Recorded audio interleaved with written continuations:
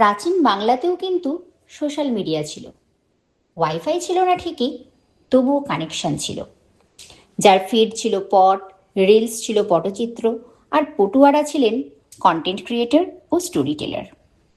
নমস্কার, আমি কিট্টু। গল্প বলছে পিংলা পটচিত্র গ্রাম, তৃতীয় পর্ব। পটচিত্রের পট কিভাবে তৈরি হয়। পট শব্দের উৎপত্তি সংস্কৃত শব্দ পট্ট থেকে, অর্থাৎ কাপড়, চিত্র অর্থাৎ আঁকা।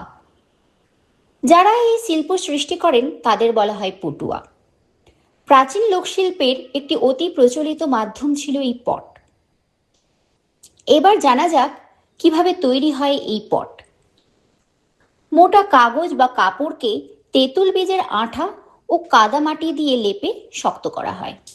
কোথাও কোথাও তালপাতারও ব্যবহার করা হয়। শুকিয়ে গেলে ঝামা পাথর ঘষে মসৃণ করা হয়। তার উপর প্রথমে কালো কালি দিয়ে নকশা আঁকা হয়, তারপর প্রাকৃতিক রং দিয়ে নকশা ভরাট করা হয়। লম্বা স্ক্রোল বা জড়ানো পটে পর্যায়ক্রমে এক বা একাধিক কাহিনী সম্পূর্ণ আঁকা হয়। শেষে দুই দিকে কাপড় বা কাঠের হাতল লাগানো হয়, যাতে খুলতে সুবিধে হয়।